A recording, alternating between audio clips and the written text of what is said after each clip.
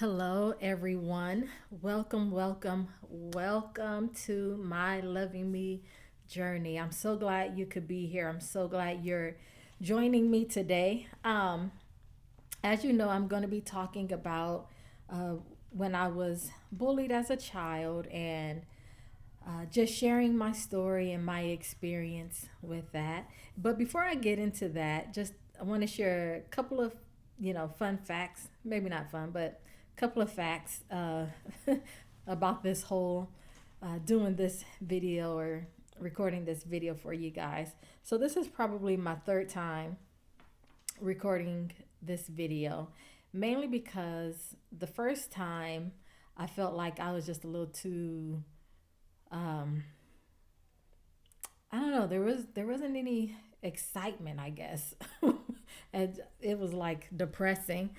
So I was like, I don't want to come off that way.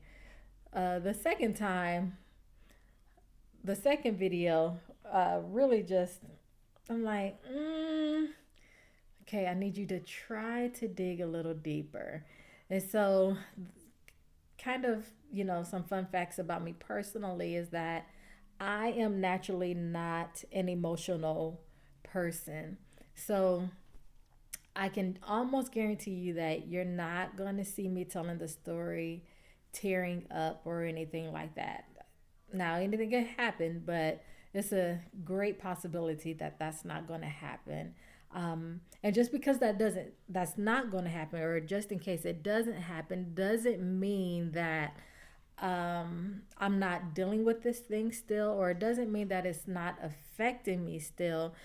Part of the reason why you won't see me getting all emotional is because there's an excitement behind this as well. There's an excitement behind sharing this story or sharing this experience with you all and just seeing where this is going to go or take off, or just to even see, how many people can relate and maybe sharing their journey and what they are doing to heal during this process. So please don't think that if you don't see me or hear me sound very emotional behind what I'm saying, please don't think that I'm unattached. It's just personality wise, that's just kind of not my thing.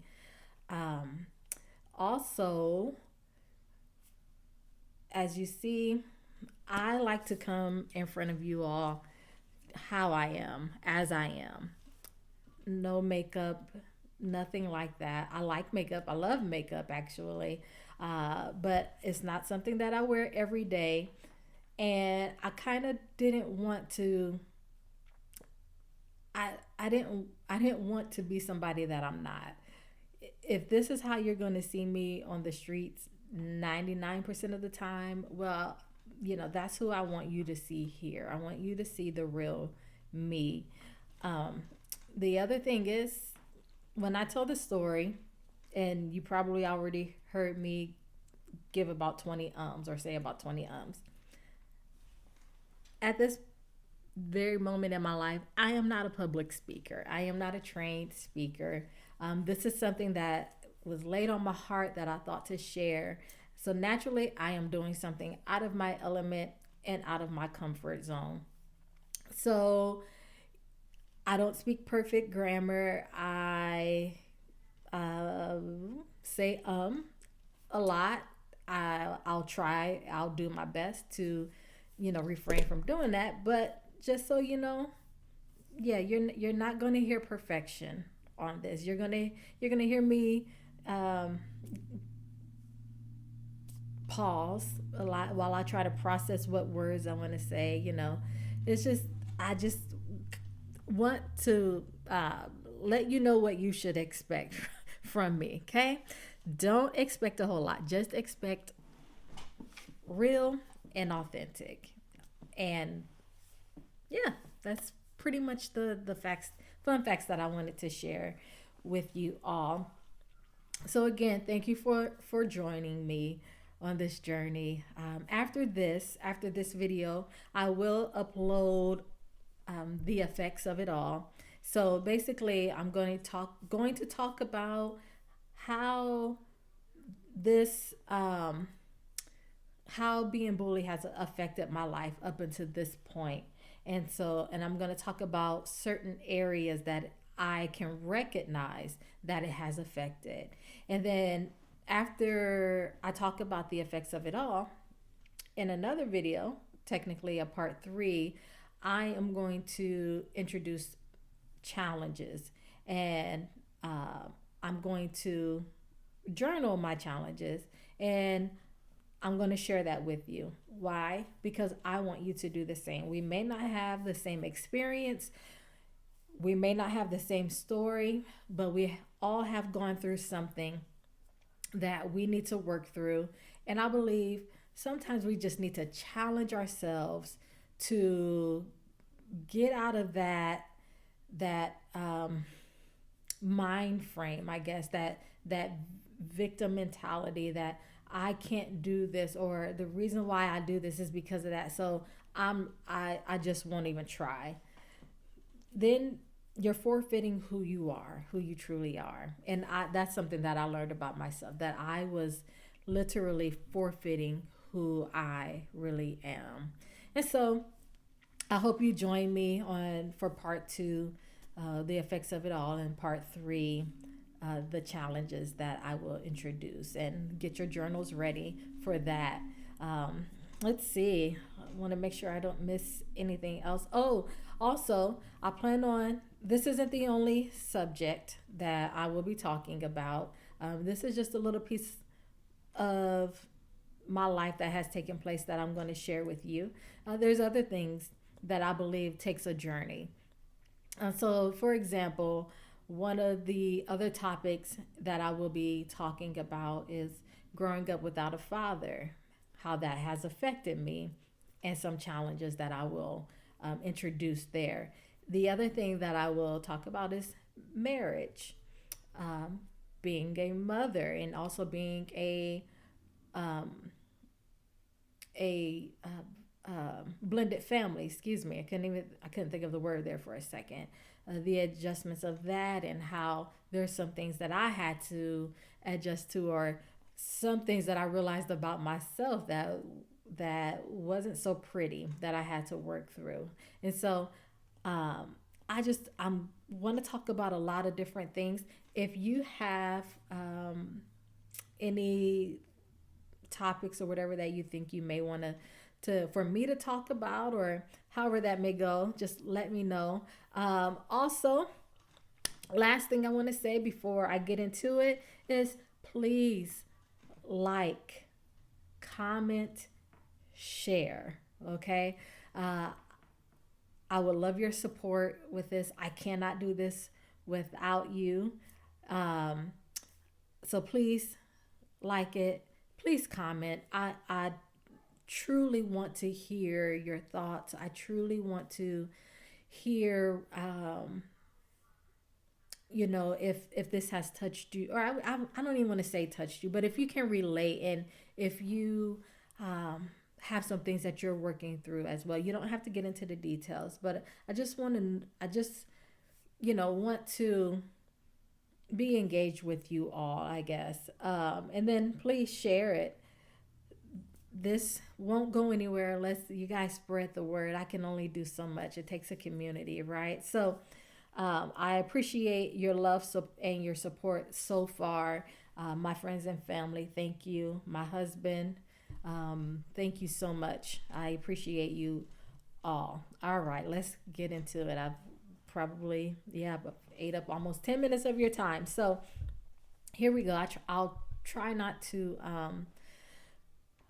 take up too much more of your time, but I'm going to do my best not to rush through this as well. So where it all started, back in the second grade, this is where my bully experience started. So, or being bullied. I started a new school, and I was going into the second grade in this new school, and everything was great. I made a new friend immediately, mainly because, like kids do, we found a something that we shared, which was the same first name. So instantly we became, really close. And so everything appeared to be going very well at the beginning of the school year. And then, one day after, or not, no, it wasn't after school yet. It was, we were dismissing. And one thing that we did every day before or while we were dismissing is that we did the Pledge of Allegiance. And we did the Pledge of Allegiance, or while we're doing the Pledge of Allegiance, I'm standing there with my hand over my heart.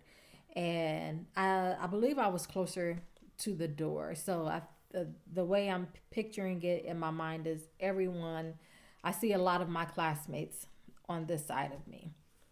And so, also, little side note, when I tell this story, I remember a lot of moments.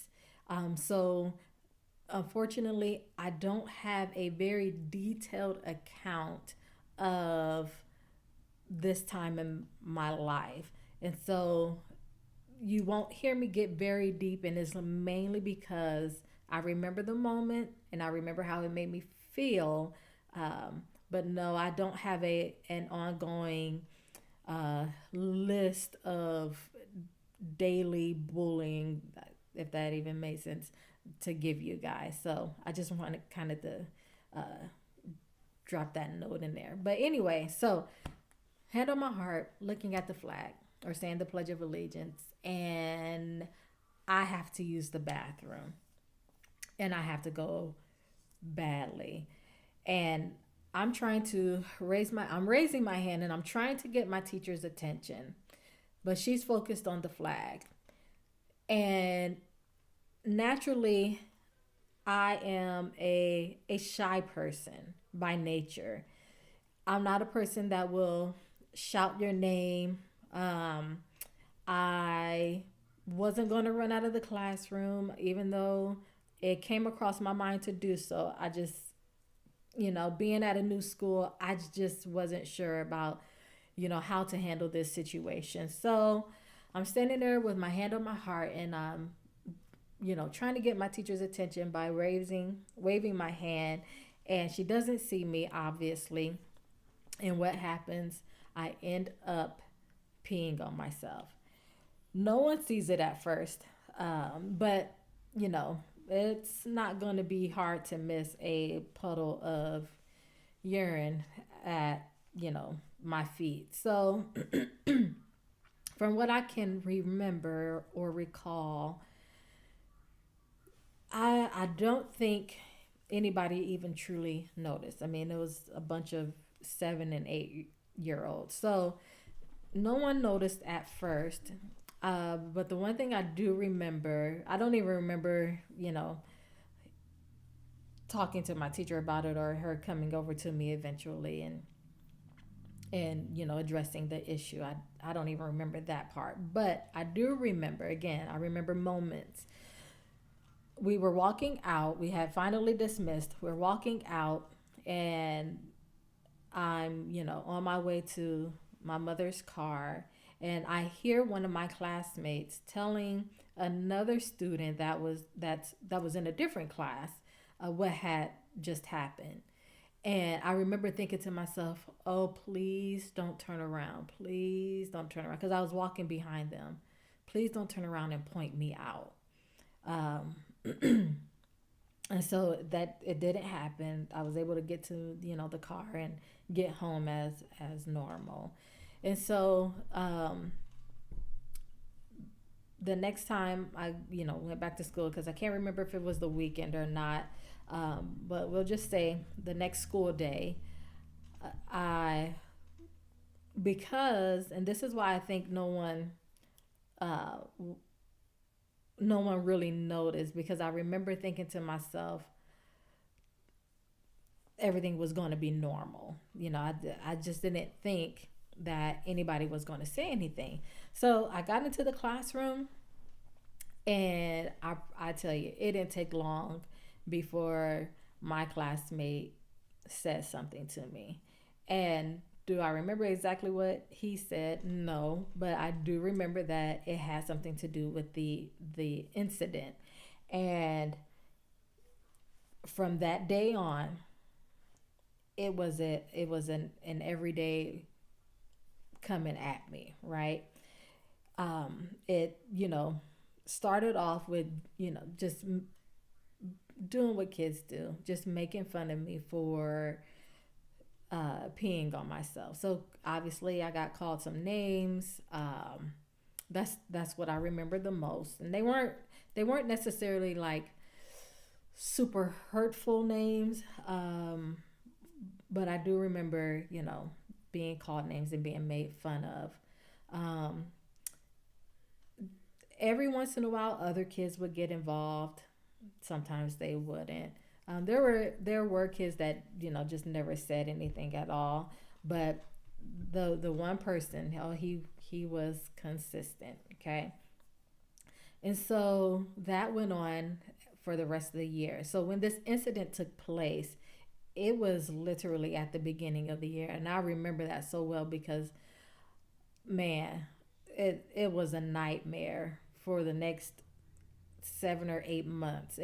I believe school had we maybe were in the first week of school when this happened, the first or second week of school. So this was like at the beginning of the year, and I'm also the new kid. So yeah, so 8 or 9 months of just something that was constantly being said to me.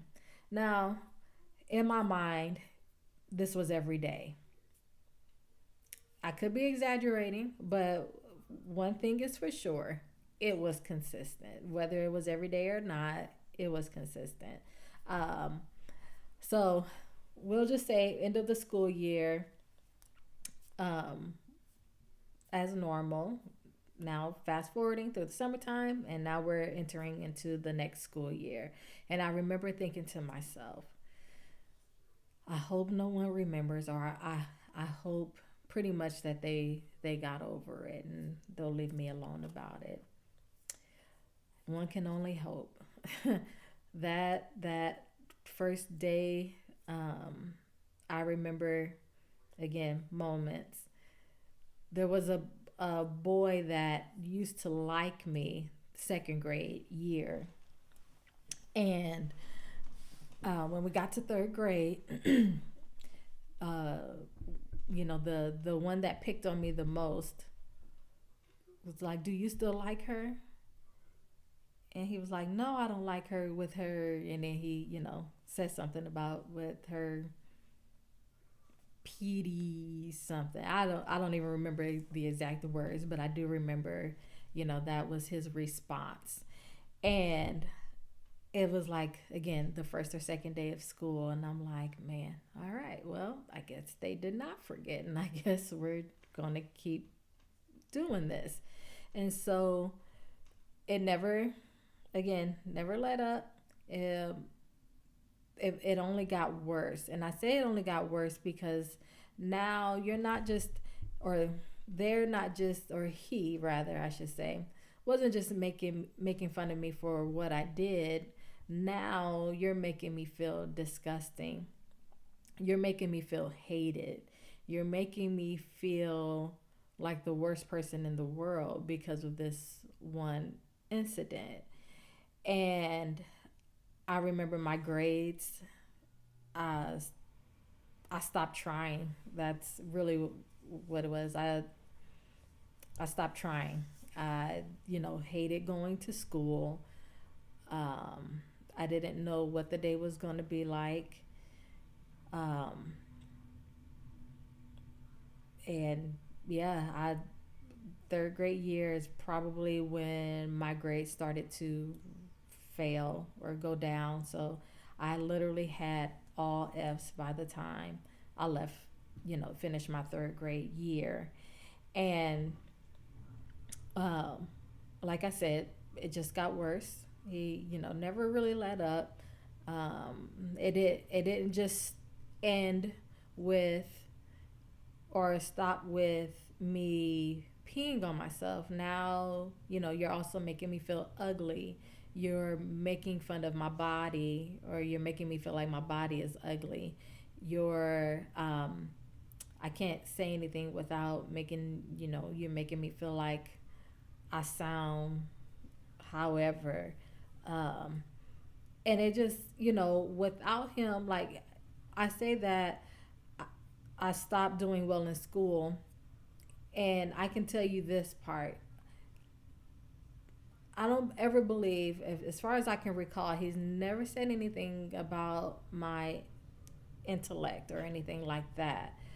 But because of all the negativity that was constantly being fed to me by him, it guess what? Automatically, I just stopped thinking that I was smart. Now, looking back, the schoolwork just didn't make sense. There were areas that I was good in, and I knew I was good in it, but I just I just didn't. I gave up, basically, like I stated before. And so he continued all throughout our third grade year. Fourth grade rolls around. So now we're getting older, and because we're getting older, it's getting worse. Um, and so it was the same thing fourth grade year. I do actually, yeah, I do remember a moment that took place our fourth grade year. We were having some type of celebration because I remember sitting at my desk eating cake. And the way we had our desk arranged, it was a little weird, but there was a row of desks, and so it was like a U shape, I guess, and then another row, and then another row. But so we were facing each other, and then there was a row that was facing towards the chalkboard, and then the teacher's desk was back there. And so we're sitting there, and I'm eating cake, and I don't have anybody around me. My other classmates were up, and I just so happened to look up as I'm taking a bite of my cake, and I look up and I see him staring at me, him and another classmate, and he's staring at me kind of with a scowl on his face, and he's shaking his head like he's annoyed by how I'm eating, or he's making me feel like how I'm eating is, I don't know. I can't even like describe what I felt besides awkward, right? So he's, staring at me, and I remember him kind of leaning over, whispering to our other classmate, and then, looking back at me. And I remember thinking, what am I doing now? I can't even sit here and eat my cake now. Now I'm like, okay, how am I chewing? Am I chewing weird? It's just, man, how they say we're our worst critic. He amplified that in me times 10. There was, I everything I did, I critique. So now I'm uncomfortable eating this cake in front of you guys, because now I'm like, okay, I'm doing something wrong. Obviously I'm doing something weird while I'm eating. I couldn't figure it out, but that's how I felt. And so, there then it came time for, not came time for, but then it progressed into him threatening to beat me up. Oh man, that boy just made me feel hated.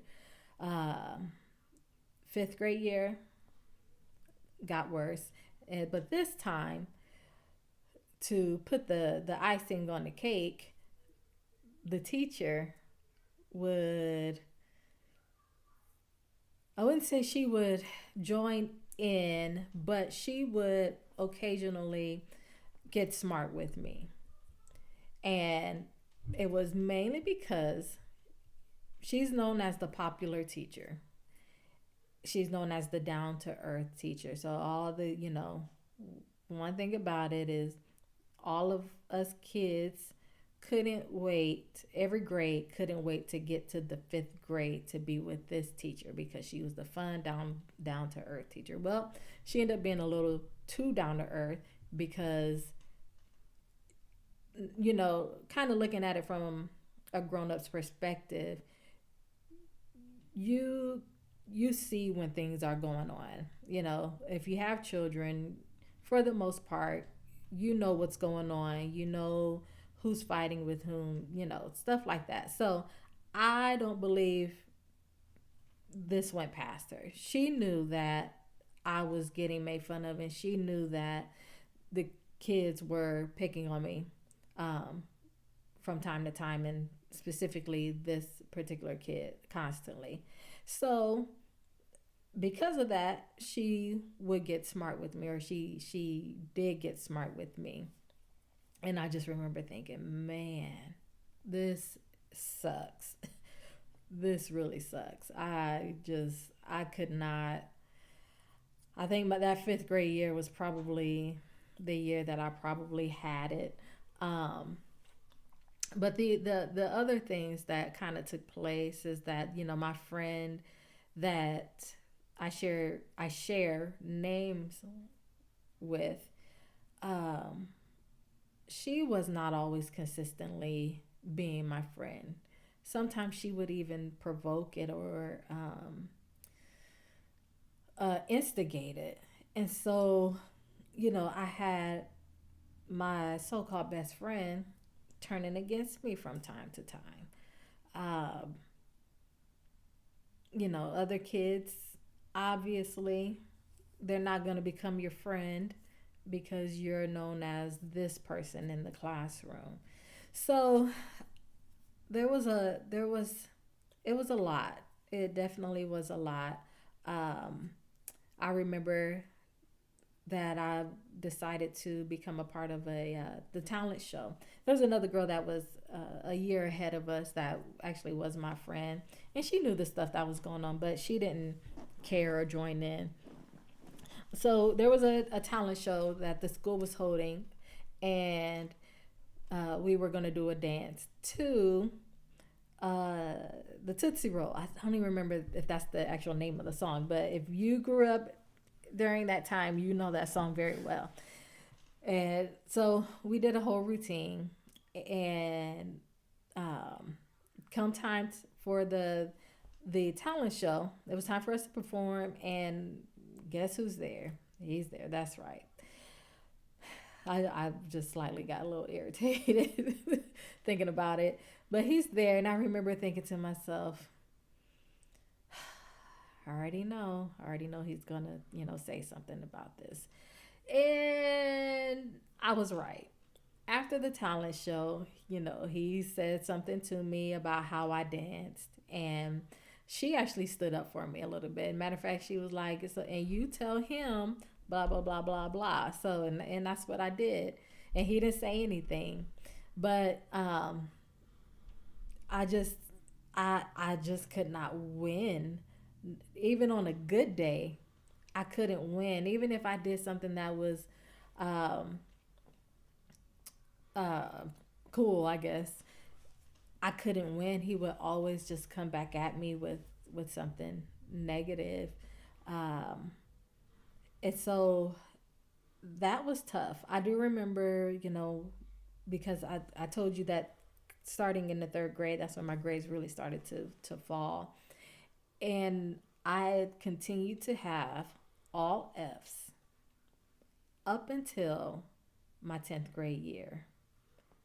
Yeah, that was a long, yeah, that and a lot of it was because I stopped believing in myself. I stopped believing that I was valuable. I stopped believing that I was smart. I stopped believing that I was anything special or someone special. Um, that mentally, that chunk of time in my life really took a toll on me. And I look back at it, and obviously it took a toll on me emotionally, and it took a toll on me mentally. And so from third grade until the 10th grade, I had all F's. So when I was still there at the school, because eventually I did leave the school. That fifth grade year was my last year there. And But while I was still going there, and I was, have getting all these F's, and some people might ask, but where were your parents? And again, as I stated before, I grew up without a father, so he was not there or involved, and so my mom was single mother, and I was the only child at that time, and I remember her asking me kind of what was going on because here I keep, getting all F's, like what's going on with you? Why aren't you doing your homework? Blah blah blah. And so finally, you know, when she asked me again, I just kind of remember falling into her lap and crying and saying, the kids don't like me. They're making fun of me. And she, she gave me advice, the best advice she could give me. And, kind of went from there. But to my mother's credit, because I don't want anybody to be like, well, if I was your mom and you told me that, I would have done X, Y, and Z. Well, my mom would have done X, Y, and Z. Okay, I know my mother, so because I know my mother, I watered it down. I didn't make it seem like, that this was a daily situation, and this is, what this person is always saying to me, and this is why they're making fun of me. I didn't go into it. I just said they make fun of me. And um I said that because again, I know my mother. My mother would have probably gone up to the school. I'll say call the school just in case you're watching this, mom. Yeah, would have called the school, spoke to them, and made them deal with the situation. But what I was afraid of is if she did that, I was going to get it worse, and I didn't want it any worse than what I was already getting it. So I kind of downplayed it. I watered it down, and so that's why my mom didn't take further steps besides just trying to advise me on how to handle that situation. And so from second grade to fifth grade, that is what I dealt with on a consistent basis. Now, outside of that, um, you know, bef- when I thought about telling this story, I actually did label this next portion that I'm going to tell you as bullying. But when I take another look at it from a different perspective, this wasn't bullying. This was just being too rough, and I'll explain. So, outside of what I was dealing with at school, on at home, I guess, and it wasn't like in my physical home, but with my family. I was the only child, so I had a lot of cousins that I was constantly around. And in particular, I have two older boy cousins who I love to this day. And, there's no issues or anything like that. But growing up with them, it was rough. It was very rough, and they were young boys too. But I know that they were just being, just just being boys, being cousins, and um, but it was just a little too rough. It's almost like the way I see it is that they were treating me as if I was a boy cousin. And so um there was a lot of things that happened that most of my people don't even know um that happened, that they were rough about, but it was more of a mental thing. It's just, I guess, to give some examples, just to not make it sound too crazy. But one of the things I wasn't that I went through with them, they're very athletic. Um, and they would we would play catch. We were always outside playing, and throwing the football was one of the things. And when it came time for, I wouldn't even just say football. Let's just say ball. Period. If the ball got thrown to me, the ball got thrown to me as hard as they could possibly throw it. At least at that time, that's they. I know they were throwing it hard. Was it as hard as they could throw it? I don't know, but I just know it was really hard. Um, and so they would throw this whatever kind of ball it was, and I better not drop it. When that ball got thrown to me, I better not drop it, or I was going to get it. If I got hurt, you better not cry, because if I cried, I was going to get it. Um, I did get they blackmailed me all the time, um, and so I was. I hate to use this word, but I use it lightly. I was kind of like a slave at one point, to them, and it was just other things that they would make me do.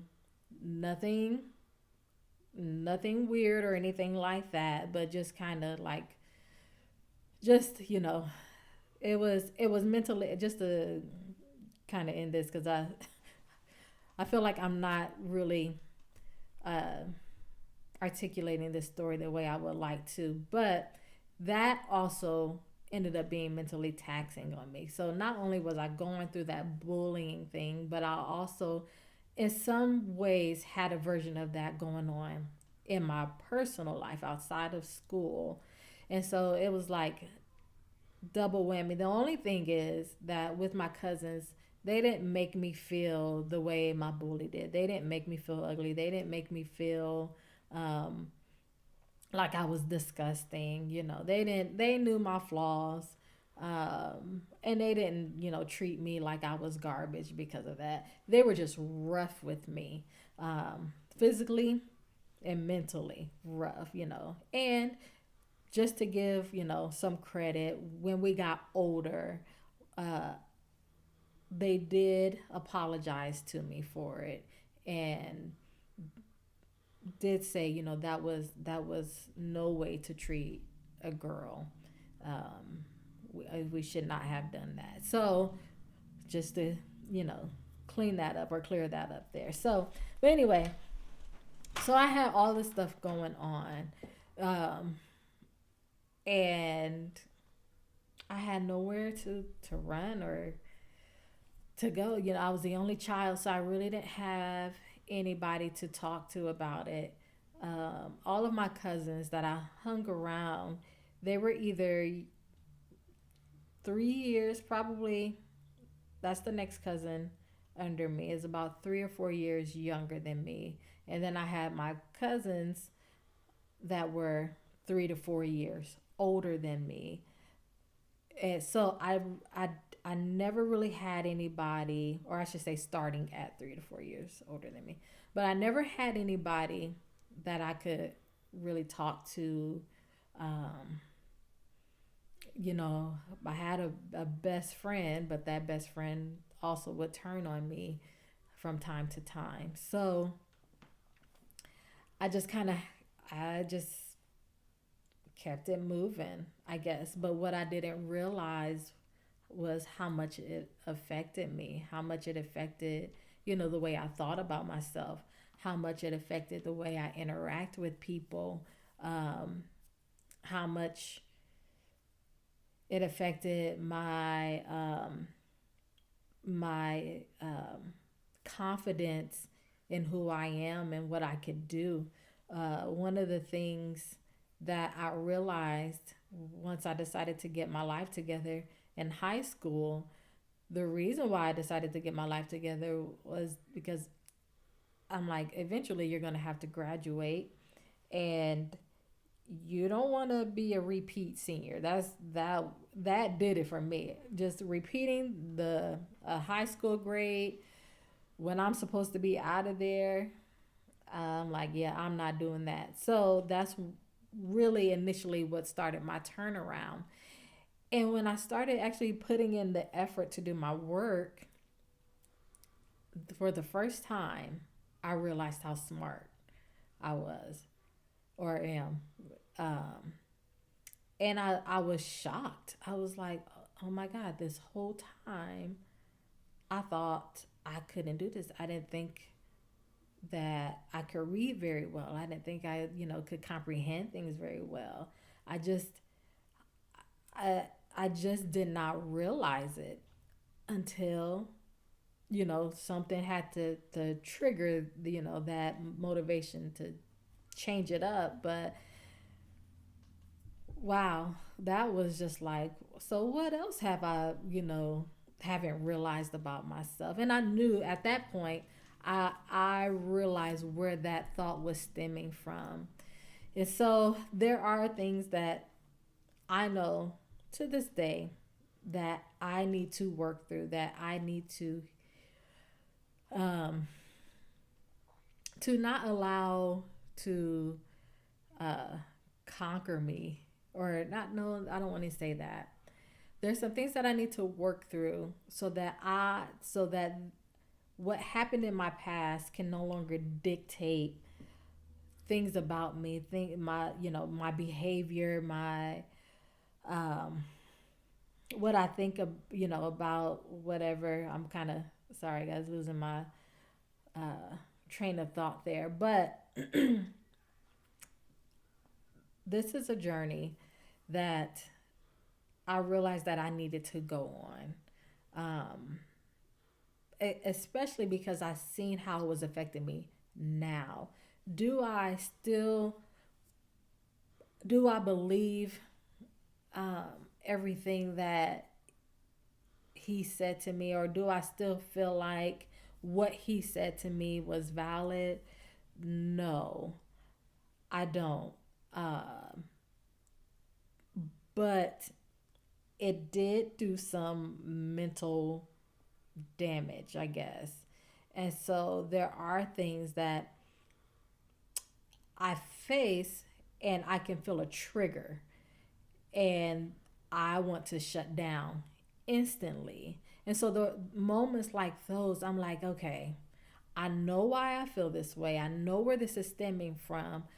How can I conquer this thing? How can I challenge myself to not allow what took place 30 years ago? Um, how can not allow that thing that took place to affect my today? And so I believe I am not the only one. You may not share the same story, you may not share the same experience, but I believe that we allow things from our past to dictate certain things about us today, dictate our behaviors, dictate uh, our way of thinking. And I've, kind of been on this thought process for a while. I I want to be my authentic self. Sometimes I ask myself this question: if that particular experience never took place, and I didn't get fed all those negative words constantly, or if I wasn't made to feel the way he made me feel on a consistent basis, who would I be? How would I be as a person? And that's who I am striving to be today. I don't want to be the damaged little girl that, had to deal with that. I want to be the whole me. I want to be the restored me. I want to be the healed me. I want to be the authentic me. And it takes some it takes some navigating, because there's times where I'm like, you know what? When I do, try to overcome some overcome some things, I tend I have gone about it the wrong way. Like I went a little too far with it, and I was like, oh, okay, got to bring that back. Let's let's revisit this. Let's re-strategize this. When this takes place, responding this way doesn't work, but maybe respond this way and still be your true authentic self. So that's all I have. I feel like I'm, starting to just kind of mumble. So that's all I have. I hope you enjoyed it. I hope that I don't know. I don't want to say you got something out of it, but I hope you know that you're not the only one. And I hope you know that you can get through whatever you're dealing with too. Okay? Um, everything doesn't happen overnight. Some people are just able to just, I don't want to say instantly get over stuff, but some people, they're like, you know what? That was then, whatever. I'm good. I'm gonna do me. Blah, blah. I unfortunately I am not quite built that way. I am a processor. I have to, I have to take things step by step, and I have to. Yeah. I am not a person that just gets over it. I have to take steps, and I don't believe I'm by myself.